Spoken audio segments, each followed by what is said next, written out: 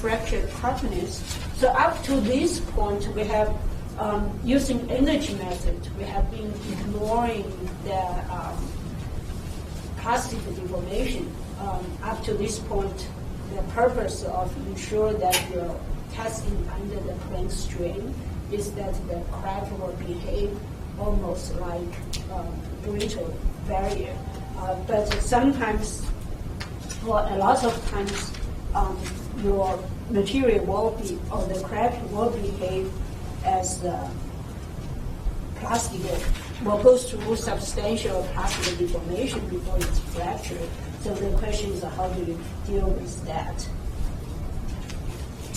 So in this case, what we will need to define is the what we call the crack growth resistance. Excuse me.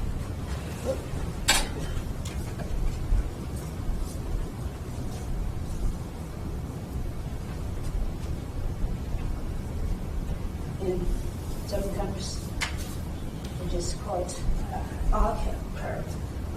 So this deal with the plastic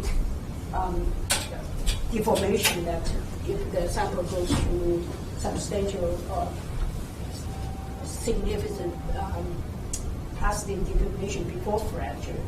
So the contradiction or the opposite side is if we have brittle material, which is what we have been dealing with in the past few lectures. So if it's a brittle material or plane strain condition,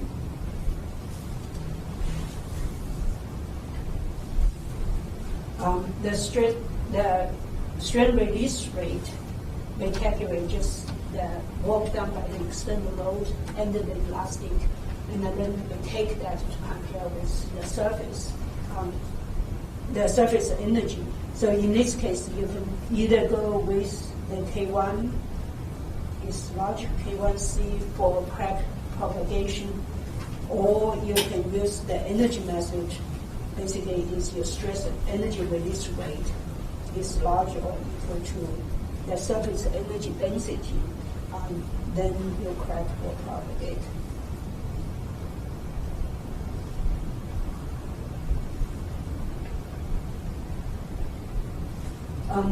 So in this case, both K1C and the gamma are constant,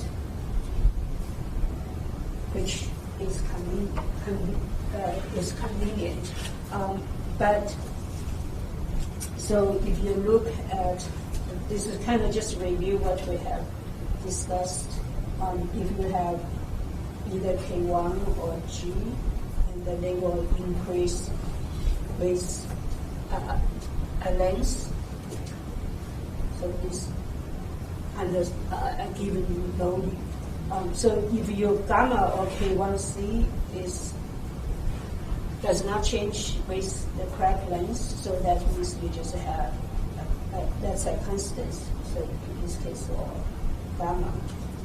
So anything above the line is unstable,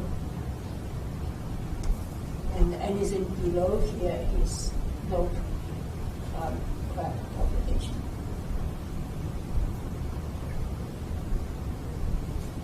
So basically, it's once it's reached that critical threshold, the crack will have unstable under load control.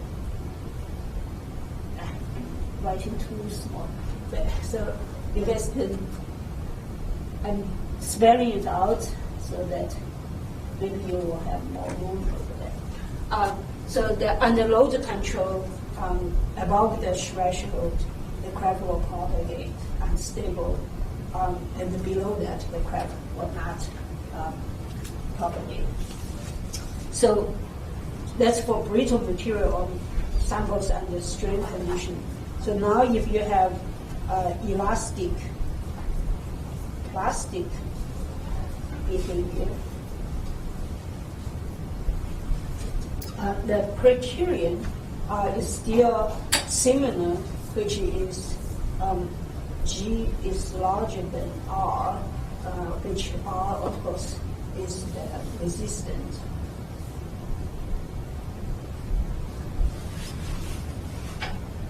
The difference is that your R now is not constant. So in this case, if you go back, remember how we derived G, or how we went through the G. So G is still the same.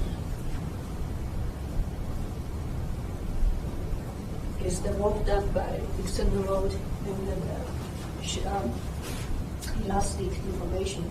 But then R, now we consider plastic deformation, so we have the surface energy and also the plastic deformation, or the plastic energy.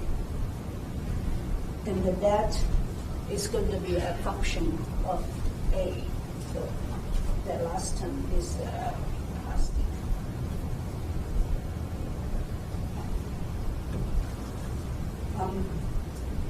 So for that, you can, if you plot it out, you again have G and crack length A. Your GA curve doesn't change. So for sigma 1 is like that. But what change is your resistance that was usually start as A0, that's your cracking initiation or crack initiation or cracking point. But if it's below that, the stress is below that, it will initiate or propagate, but then it will stop. So that's what we call the crack arrest. So this curve might look like that. So the condition that the critical condition for the crack to propagate uncontrollably is at the point where you have a tangential point over there. And so that will be your critical crack length. So this is critical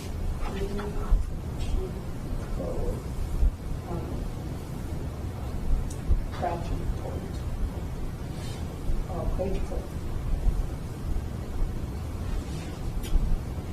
or load, or critical condition.